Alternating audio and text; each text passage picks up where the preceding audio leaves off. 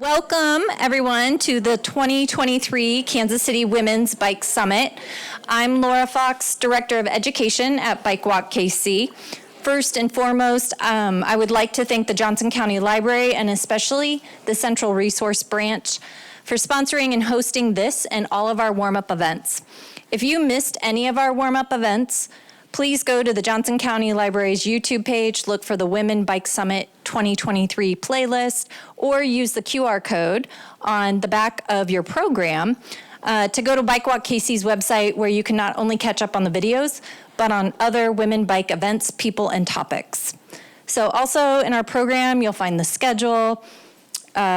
We've kicked off the day with 2 sunrise bike rides, which, yay, thank you all who came out bright and early for that. And now I'm just going to jump right into our presenters. We have 3 amazing women who are going to speak to some of the most common questions and topics that women have when they begin cycling. I'm going to hand this off, Christina, and she's got her own. My name's Christina Decker. I'm with Midwest Cyclery. I'm the owner. Yay, women-owned business. So, I can default that as to I was born into it, so we're gonna. First off, I'm gonna ask, who's changed a flat in here? Okay, good, we're half and half, good. If all of you raised your hands, we were gonna skip over a little bit of it and go straight into, who knows tire sizes and why we have tire sizes? Why is a whole mystery question, and where do we find that tire size? That is the biggest issue when we come in. When people come into the store, they'll come in and go, I need a 700 by 23, or I need a 700 by 35, or I need a 700 by... A lot of these tires come in variation sizes, and you'll see them on the boxes. And the reason they come in variation sizes is because inner tubes expand as far as they'll go until they blow up. The tire is the casing that holds it in its size.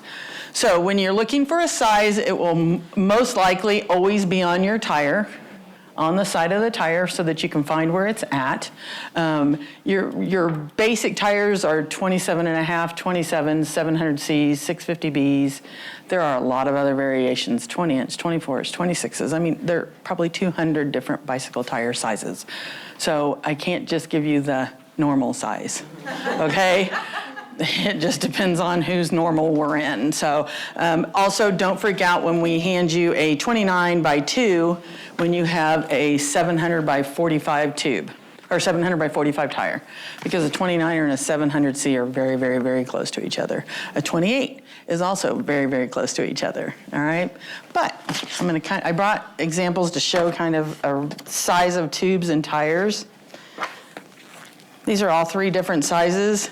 Quite frankly, in a pinch, I'd put all 3 of them in a 700C or a 29er in a pinch. I'd get one as close to the size as I possibly could.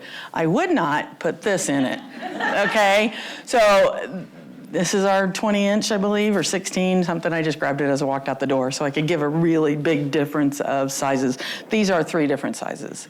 So that's definitely something we don't want to panic and worry about.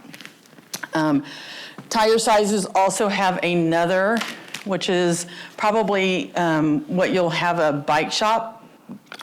I'm going to call them bike shop geek employees. We kind of have a tendency to do that.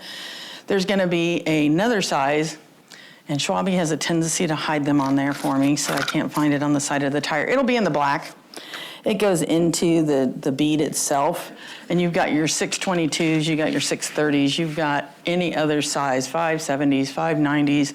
Schwinn used to make their own size, so you'd come in and ask for a 26 by 1 3/4. That's not the same as a 26 by 1.75 if it's a Schwinn size. Okay, so there's looking at the tire, so it's really, really important. I would say it's probably one of the few things, definitely look, but in the tube, it's variable within its range. This is a tire, this is a tube, and this is your wheel. And I only say that because I have people come in and say, I need a wheel, and they just need a tire. That's the difference between a $25 purchase and a $250 purchase when you get it. Airing it up. I know how many of you guys go out and get your bike, it's been 3 days since you've ridden, and it's low? Or do you even check? One of the biggest reasons we have people come in and get flats fixed. I just went out for a ride. I can't believe I have another flat. And they come in and we take it out and we look and there's 2 holes on each side. It's called a pinch flat. These tires, it's rubber. They lose air. They're not like cars. They can't sit for 6 months and hold the same air pressure. They lose about 7 to 10% every 2 to 3 days. There's a whole science behind it. It's rubber. It's got air pockets. It loses it. Every single time you get on your bike to go ride, even if it was this morning. So if you're ridden this morning, if you decide you're gonna go for a ride tonight, let me just double check. It takes 2 seconds and it'll save you a lot of headache.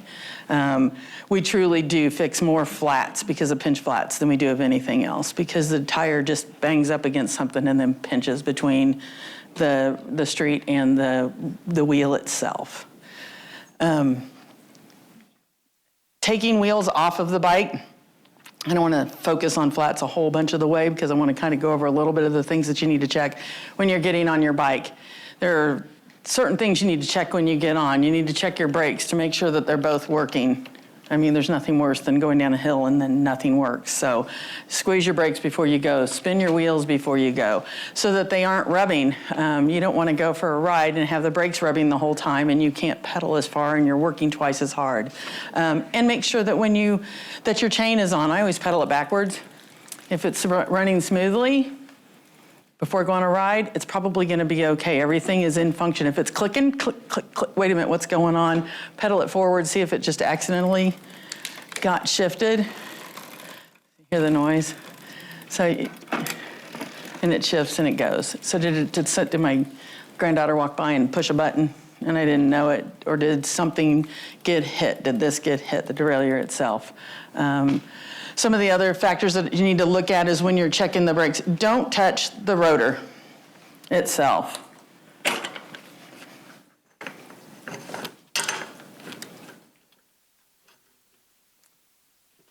That's quick release, pops it right out of there. Do not touch that. If you want to save yourself a lot of headache, sounding like you're killing ducks every time you put on your brakes, don't touch it. If you've touched it, sometimes it's okay, but we've got oils on our hands and they just coat on there and they just soak into it. They're very porous and they absorb any kind of oils that get on it. And it can happen riding on the road. Road grime gets on it and gets on it, which is why they start squawking, which is why they start not working as effective as the road grime, the dirt from your fingers, the dirt from your child's fingers, anything like that that's gonna get on there and cause that to happen. These tires are low. And you can tell, tires pressure is probably one of the things that I'm gonna really harp on with, check every single time. Your spokes, when you're out and riding, one of the things I also look at is if you hear a click and a clack. I don't know if you can hear some of this on here. That's normal for new. They're popping into place. If you hear a ding, have it checked out. Those are little things you need to look for. On your chain and your derailleur, as you heard earlier when I shifted it.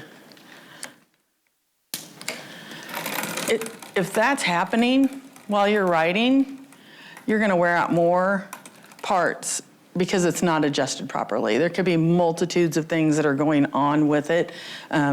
The cable has stretched, it's been knocked around. It stretches, it comes out of adjustment. Doing a tune-up on it will save you lots of headaches in the long run. Making sure that it's clean. And you do that when you're shifting too fast. As I go and do this, look at me do that. Look, perfect example. I did mean to do that. See how that can go?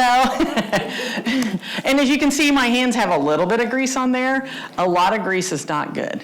And that's one of the things that we're going to talk about on cleaning and lubing your bike. Making sure that that is clean. I know back in the 80s, you lube that chain and you put lots of lube on that chain and you make that lube stay on there and it needs to be wet. And that is not what we do anymore. It needs to be clean. This is to keep the pivots in the chain itself, from flexible. Sorry, I can't even get my words out. It's to keep them flexible. It's not for the chain to function. They're all designed to work together. So making sure that they're lubed. I'm going to do it from one side. There's a thing that goes on here. So my best way to do it is to start here so that you can get it on your cassette as well as go to your derailleur. It goes to the front and everything. And just kind of drop it on each one real slow. Once you've gone all the way around and you kind of start a function, pedal it around a couple of times, shift it a couple of times, then take your rag and wipe it off, okay? You want all that excess off of there. You do not want excess grease on there. That's our basics. Make sure that your handlebars are tight. Make sure that your seat is tight. And we've had people walk in the door, shoot, seat went all the way down. Those things happen. It's just, who knows why. They settle in, especially in a newer bike, things settle in. When you go out for a ride, what do you guys take with you? Water, lights, inner tube. What was that? Levers. Yeah, tire levers, yep. So we've got inner tubes, we've got tire levers, got CO2, and I always back it up with a pump. And I know that sounds like overkill, but if you've gone on a 40, 50, 60, 100-mile ride and you now have a flat, you're halfway through your 40, 50, 60-mile ride and you now have a flat, you're aggravated, you're irritated. If you go to put this on there and it doesn't go on and all the air shoots out of it, and now you sit there and go, okay, now what am I gonna do? Okay, I always back up with something like this. I have a bike hanging up on the wall that I don't ride anymore. That was my first bike that I didn't have to give back. My dad always gave me a bike every year. Here, you ride that. People got to see us riding our bikes from the shop. Okay, great. This was the first bike that I kept, and I got it in '94, so it's when I left. I went and raised my kids. My dad's like, you need a bike. And I'm like, all right. I've got the same tube, the same tire levers, the same patch kit, the same everything that's been on that bike since 1994. I do not use it, I haven't used it, I haven't had a flat. So I'm just like, yay, I'm gonna leave that on there because that's how that's gonna, but if you take it, if you go and you have a flat, go replace it. Don't put that old tube back in there. One of the other things that I also take along, because sometimes there's really bad days, take a patch kit along. There's glueless ones, they stick to the tube itself. From kind of like the heat on your fingers, there is glue on it. It just kind of your fingers doing it. Or the good old fashioned, you rub it, put the glue on it, put the patch on it, and hope it doesn't move kind of thing. One of the other factors of flats is rim strips. This is a really big thing. We have a bike brand that comes from Europe that doesn't like to put on normal. We end up changing them before they go out the door. Doesn't like to put, and I don't know why, normal rim strips on, so we retape them. These fail. They're just two different ones. This is a tape that goes on the inside, protects the spokes from popping into your tube and causing a flat. You can have tubeless setup, which means you don't have, which you can do on this kind of bike itself. This is not designed for tubeless, but I'm going to show you. Tubeless setup, there's not an inner tube inside here. The rim is taped in a specific way, and they have sealant that you put inside of it. This is designed for inner tubes, which I absolutely love, because if you're out on a ride and you get a small thorn, you get a small whatever, pinch flat, it has silicone in it. It ends up boogering up on the inside is what I call it. It kind of gets a hairy looking booger that clogs the hole. And you just don't know it's there. So when you take off the wheel, you won't notice that you actually had a flat. You won't notice that it's happened until you get off the bike and you see the sealant on the outside of your bike. You'll see some little white specks and you're like, where did that come? Oh, we must have rubbed through some water. No, you had a flat and it just filled it in and you're good. We've had people walk in with 10 different little boogers hanging on inside there. It does need to be refreshed. Know that. If you notice that more and more, go get it refreshed. It takes 2 ounces in most tires. Put it in there. It's real quick to do, but every 2 to 3 months you need to check it out. There are also catastrophic failures in tires. That means it's a bigger than 1/4 of an inch gash. They don't happen often, but if you're doing gravel rides, you're doing mountain bike rides, getting a big gash in your tire. I don't have $1 with me. I was going to do that. They have what's called a dart which is a plug like on a car. You can plug your tubeless with that. If you've had a catastrophic failure on a tubeless or even on a tube tire, having $1 or a $20 bill, which is also what I recommend that you put into your bag, can be used as a boot. So you place it on the inside of the tire. What's that? Yeah, so thank you. So you can take this $1, put it inside here where this big gash is at, and then you can slip the non-fitting inner tube right into it, and it helps hold it. It is not a permanent solution, though we have peeled many dollars off of the inside of tires because they've been there for way too long. I mean, I know tires are expensive, but blowouts stink too when you're riding. So those are just little things that you can do while you're on the road, and having those moments in life you don't want to have. Yes? So are you saying when you have...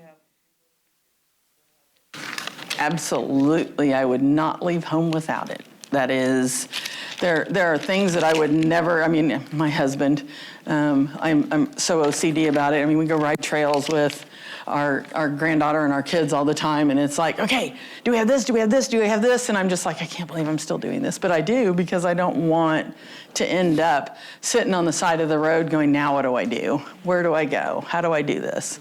I lost my train of thought, sorry. I also feel like it kind of is that omen that's going to keep me from having a flat. You're going to stay away because I'm prepared for you. Are there any kind of questions so far? No? Yes? So you talked about common pretty leaks after a couple days of not riding. Like I have tubeless, for example, and it always is like my front one.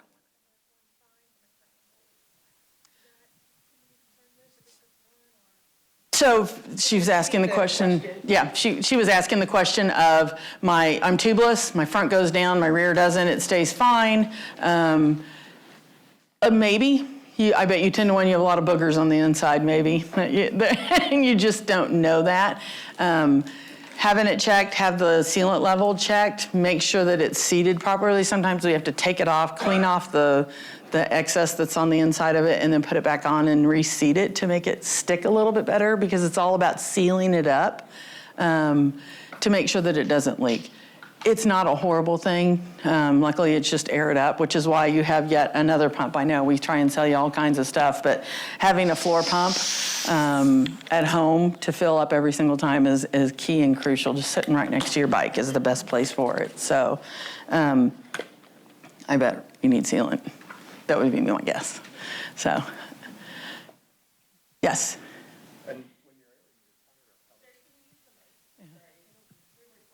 Hello. When you're airing your tire up, how much air do you want to put in your tire? So on the sides of the tires, that's a very loaded question, especially these days. Back in the day, I say that all the time because that's where I come from. Back in the day,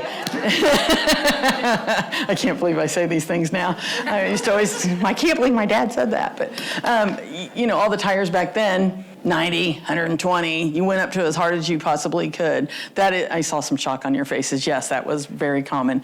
That is not what we do now. On the side of the tire itself, it's going to give you a variation of what air pressure you should have. It has on here, where are you? Yeah, there, and that can count, it depends on where you're going to go ride. Are you going to go mountain bike riding? Are you going to do some hard trails? Are you going to do some jumping? Are you just going to go ride on the trolley trail? Are you going to go ride on the Smithville Trail where it is paved most of the way? Depends on what time of day you air it up. If you aired it up this morning when it was cold and the day's getting hotter, it expands and get more, the heat and the cold has a variation on the temperature. When it has 45 to 65, 55 is good. If you don't know what kind of road you're going to ride on, 60, 55, 60. Also depends on the weight of you, how much you're going to put on the bike. Do you have panniers, a bag? you're loaded down. All those things are going to be a variation of what it is that you're doing. And I know that's really terrible to say, but we like to go with the middle ground heading towards the higher side. Very few times do we ever cap it out to the 65 pounds. Expansion as it gets warm sometimes has a tendency to not be nice to the tires and tubes. Does that kind of answer it a little bit? And each tire is different. Okay, so road tires are definitely going to hit up into that 100. Mountain bike tires, I think my husband airs down to 25, 30 pounds. 32 was his perfect cyclocross tire pressure. His tires definitely were not rated for that. They were rated for more. So it just really, truly, and ask your bike shop people. We'll tell you. We'll what do you, and we're going to ask these same questions. Where are you going to ride? How are you going to ride? What are you going to be carrying? All those things are going to help us. Okay, sadly not an exact science. Any other questions? No? Okay. Does everybody know what the parts of the bike are? What does that help you know? No. Wheel and tire, front wheel and tire, rotor, hub, fork, of course, frame. This is your seat tube, this is your top tube, this is your down tube, and this is your head tube. It's your rear fork. You got your cassette, you got your cranks, you got your chain ring, you got your chain, you got your derailleur pulleys, and I'm pointing all these things out because all those things wear out, okay? Chain wear is a big deal. It also depends on how do I use my gears? Do I mash my gears? Do I like to pedal hard so I can go fast? That's going to wear your chain out faster. It's going to wear your cassette, your chain ring, and your pulleys out quicker. Okay, shifting those gears. When you hear somebody yell, spin, spin, spin, and I know AC's heard those words before, you got to spin. There's a reason. It is less wear on there. It's going to give you that, the aerobic workout as opposed to the muscle workout, unless you're going for a muscle workout. Push a little bit, just know your chain's gonna wear out. Chains do not last like they did back in the 80s and 90s. I remember, and we get people come in all the time, I remember when I got this, we only had to change it every 10 years. You could change your chain every 1,500 miles to 3,000 miles. That is a very, very common thing. Also depends on, do you have an e-bike or not? E-bikes wear them out faster. Spend the $30 to $50 on a chain every year, saves you from replacing a $50 to $100 cassette, $30 to $50 chain ring, and whatever the pulleys cost. And having them, there's still a real low availability on some of this stuff, especially if it's a nice higher end product. You're not going to see it for months unless you were lucked out and had it sitting in a shop since 1970. No, I'm kidding. We've got our seat post. We've got our seat, we got our handlebar and our stem, and there's different kinds of stems. There's, I'm losing my brain here, sorry guys. There are, quill, thank you. Quill stems, which go down inside the frame, and then there's the loose ones here that do not do that. They're separate, they're holding on to the fork directly. You've got bearings inside here, bearings inside here, bearings inside of here. A lot of them are sealed bearings. Not all of them are sealed bearings. So when you take a bike in and you say, I want a tune-up, what does that all entail? There are variations of that for every shop and what they do, their packages and all that they offer. It is so worth it to spend that $80 to $150 a year to have those things checked out, looked at. I think almost every shop in town will do free estimates and tell you hey, this needs to be done, that kind of stuff. That's a key to keeping you rolling. Any other questions? No? Gosh, do I have, oh, yes. I'd love to know your thoughts on bike storage and bike maintenance. Obviously, having a garage would be ideal, but that doesn't always happen. And having it accessible makes it easier for me to ride. So if I wanted to try to keep it on my porch or, outside, what do you think about that? How will that affect my bike? So leaving it outside 24/7, 365 is brutal. It can be very brutal on it. These are metal parts, they rust. They wear out quicker, they won't function as easy. The other factor is there's so much theft going on right now. We fell victim, but it is definitely a big thing, and they're stealing bikes left and right. We have had every single day this week people calling us to tell us the bikes have been stolen, and it is. Do not leave them outside. I mean, if you can. I mean, I know you're going to go to school, you're going to go to work, you're going to go home, and you have to in an apartment. If you can carry it up those stairs, please do. I know e-bikes are heavy. 99% of them have walk assist on them that'll walk them up those stairs. I know that because I walk mine upstairs.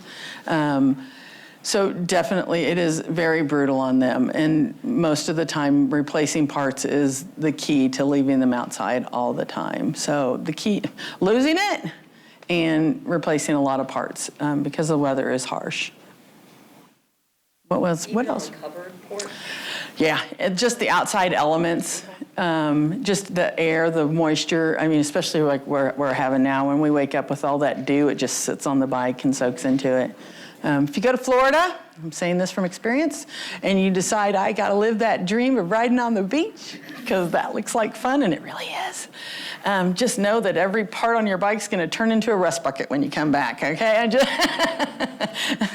Which is what we did. Then they all turned in, every nut and bolt has rusted. So what else do we have? Storage in the winter. Storage in the winter. Inside is best. All your tires are going to go flat. It's going to get dusty. It's going to get dirty. There's really no special thing you need to do to it. You can hang it up on the wall. You can hang it, set it upright. Hanging it's not a bad thing. If you have batteries on your bikes, those need to be done at a certain levels to keep the livelihood of that battery going. Hanging them up on hydraulic, and I was going to talk about brakes, hydraulic disc brakes. Could get air in the line. There's other issues if that happens more often too. But yes, those are all things. Flat is best. Mine sit up in the garage. They have their own little corral. So, but there are different types of brakes. We got disc brakes, which is what this is right here. We have rim brakes that hit on the side of the rim. I meant to talk about this earlier, sorry. There's hydraulic disc brakes, which is like what you have on your car. There are cable actuated brakes, which is just like a normal brake, pulls with a cable. There's side pull, there's center pull, there's cantilevers. So there is not a normal brake either. So the normal brake pad, when going in, for most parts, I know it's a pain to drag the bike in. It, number one, helps you to not have a bigger pain by getting the wrong part, but makes it a little bit easier and matching up exactly, because for every bike out there, there's a part made for it, sadly. There's no book to where you can go to their computer and look it up and say, this one will cross-match with that one, like you do at a car place. All right? Any other questions? Here's my last tidbit. If you're out on a trail and you have a flat, if you have everything with you and you just don't want to do it, just wait a minute. Cyclists are awesome. They're going to stop. I promise you, we've stopped more times than not and said, how can we help you? Because it is a pain. It is. I'm not doing it in front of you right now because I just know that I'll fumble it and make it a bigger issue. But if you want me to show you how to do it afterwards, I will gladly do that. But seriously, if you stop on a trail, that's the other reason you put a 20 in your bag. If there's a coffee shop, wine bar, beer, somewhere, just sit down and just look pitiful. A cyclist is gonna help you, I promise you. We're a pretty good community. So I want to thank you very much for allowing me to do this. I know I'm ahead of time, and look at me go. And I appreciate all of you being here. All right.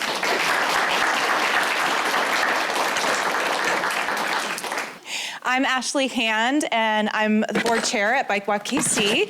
I'm really thrilled to be back at the Women's Bike Summit. This is an excellent event, and I think it's always really fun just to set aside some time to actually talk about things that we care about and be in a space where people are like-minded, but also excited to see some of the things that are coming with Bike Walk. And I think there's a lot of really interesting things coming with Bike Walk. But personally, the reason why I'm on the board, I have spent a lot of time living in a lot of different cities. I care a lot about safety and things like that. I feel about urbanism and connectedness and things like that. But my favorite thing about living in an urban environment is my commute when I walk or bike back and forth, and I know all of my neighborhood because they see me on my bike, they say hello to me. And if I were to drive a car, no one would make eye contact with me, no one would say hello, and no one would stop me in the grocery store saying, hey, I saw you riding that e-bike from Bike Walk, what is that? In the store. So I think there's an incredible community that comes out of being able to connect with other people. And what Bike Walk does is helps us advocate for the infrastructure and the services and design that we need to make those places possible, but also to give us the skills and the connection to others in the community to learn how to pick up a bike for the first time.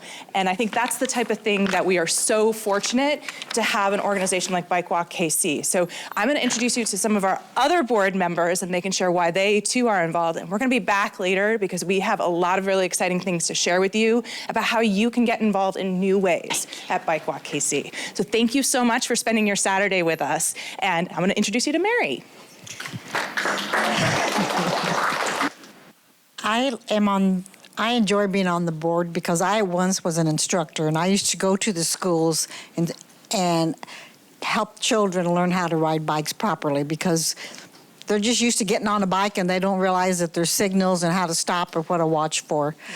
But when I would see kids that had not ridden a bike, and they learned how to ride a bike because the instructors there helped them, took the time to do that, and their eyes would just light up like, wow, I have finally accomplished something, and they are so proud of themselves. So Bike Walk goes to these schools and teaches kids. Then they even have workshops where they can, I think they still have where they can earn a bike. So these are the things that I enjoy seeing the most and on that. Plus I like the idea that I'm not a young, like most of you are young, but it's nice to see some older people that we still get on our bikes. I'm in my 70s and I still ride a bike. So we need to keep everyone on a bike. So that's why I enjoy being on bike. Good morning. My name's Alyssa Zare. I moved to Kansas City about, 12, 13 years ago from Oklahoma City. And when I lived in Oklahoma, I organized a women's cycling club. But I found my community through cycling. And I didn't start, do you remember that day as an adult where you realized that cycling wasn't the same thing that it was when you were 7? It was like, one, it's work, who knew? And then two, there's this whole other aspect of things that are important that you have to think about that you didn't when you were a kid. And a lot of that comes back to safety, infrastructure, bike maintenance. And as a mom now, I don't know if you saw the 2 little hooligans running around out there before we came in, but I see them wanting to ride to school. And it scares the heck out of me because they have to cross a main street just once. And I don't trust it. And so I love Bike Walk KC first because this was sort of where I found my community when I first moved to Kansas City. There was a ride that they were sponsoring, and I was like, oh, well, that sounds like my people. But 2, it's the importance of education, infrastructure, and community that we support that, fingers crossed, my hope is that we really are, for now and in the future, making this tremendous difference in our city for us, for our kids, for everyone to enjoy. So.